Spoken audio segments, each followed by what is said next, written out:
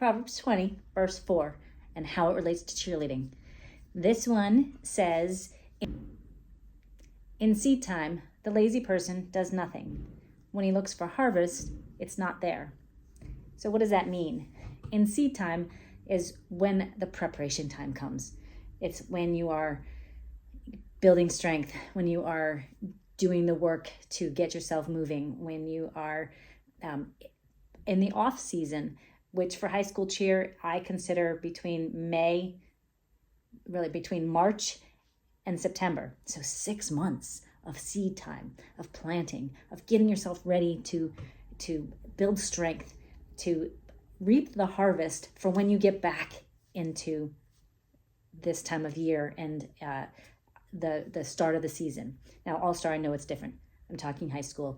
Bear with me. You guys have your fluctuations in seasons too, and that's your seed time. When you're planting the seeds, when you're getting the ground ready, when you are putting in the fertilizer and making sure that you have all the nutrients in there to get your body ready to do what it needs to do. In seed time, it's planting those seeds. It's sprouting the growth, making connections with your team, making sure that you're getting your workouts in and building your strength, building that foundation. And then in harvest time is when everything comes together. Your routine starts to come together. You get through choreography and you are going to competition. Seed time is the time to get everything together. It's a time to actually make sure that your body is ready to do the task that you're asking it to do and to avoid injuries. What does a seed need to grow and to be strong? It needs good soil. It needs that fertilizer. It needs hydration. A seed needs rest. It needs that period of time to get in the ground and just be. We need rest as cheerleaders too, and we really don't ever take it. I know when I was cheering myself in college, I was on the go. I would go to class all day long. I would stay up late studying. I would go out on weekends. I'd go to the games, go to practice, get ready for choreography, get ready for competition, go see my boyfriend, meet my friends, do it all again, and go, go, go, go, go. And there was not much time to rest, and my body suffered for it. I didn't have time to recover, and I would frequently be tired at practice and not give my all, or I would fall asleep in class and struggle. Have you ever done that? Fall asleep in class? It's not a good thing. It's quite embarrassing. The teachers don't like it very much. And then I started to not nourish my body and ate Taco Bell all the time and Diet Coke, and life changed. Didn't do me well in cheer. We need to take care of our body. We need to provide good nutrients. Feed that soil. Give it the food that it needs to grow strong. We also need to water it. We need hydration. It needs to have just enough, not too much, but regular hydration, which includes electrolytes like magnesium and calcium and potassium, things that help our body to function. We need to make sure that everything is balanced and regulated. It's hard to do that. And you know what? Quite honestly, I don't think there is ever a time in life when we are completely balanced. If you listen to my Centered course, you'll know that balance is a matter of kind of a little bit here, a little bit there, and gradually kind of staying somewhere in the middle there. We don't want to be too far down. We don't want to be too far up. We want to be somewhat level, but we're never completely still.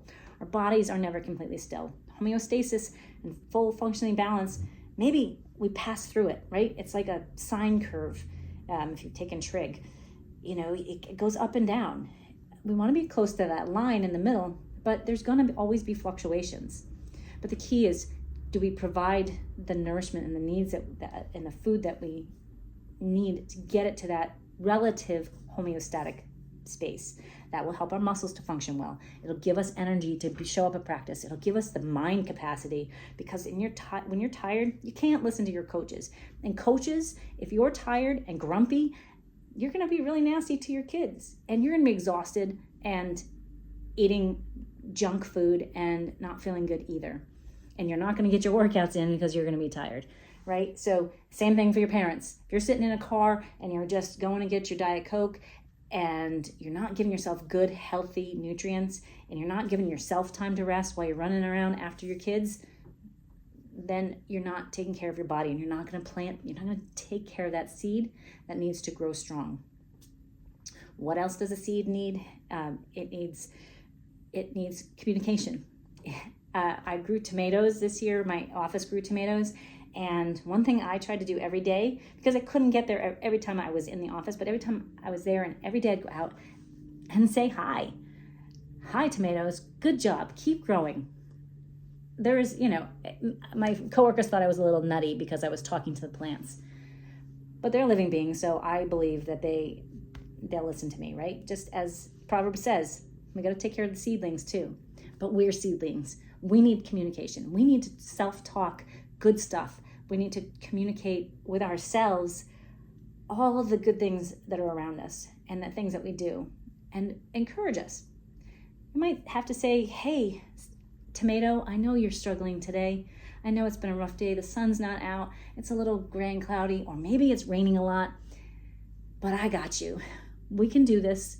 We're going to do it together, and we're going to support each other along the way and create that positive mental well-being so that that seed can root and aim towards the sun and aim towards the good things and continue to grow and be positive.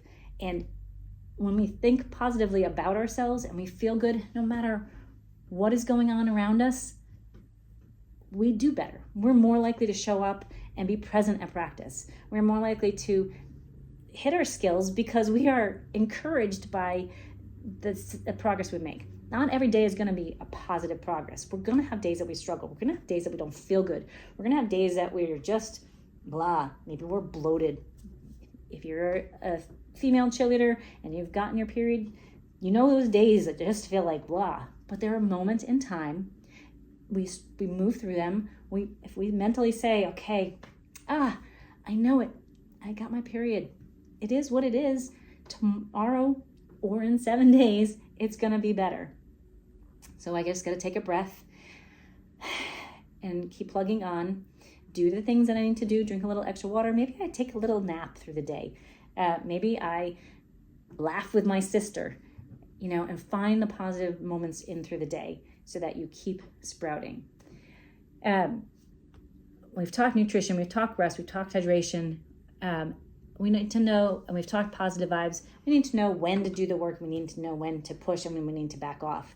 If we're struggling and not making that progress, maybe we need to back off a little bit.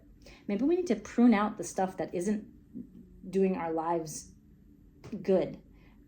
Taking time away from the chaos of the world and shutting down the news, or shutting off Netflix for the day so that we're not getting extra input in, so we can focus on our homework, we can focus on our routine, we can focus on our mental well-being, reading positive things that help teach us and help us to learn, pruning out the bad stuff. Maybe you need to stop stretching and doing things that are actually harmful for you and focus on stability. Or maybe if you're not doing enough mobility, you need to do a little bit more mobility work and finding that balance. Like Proverbs 20 says, in seed time, the lazy person does nothing.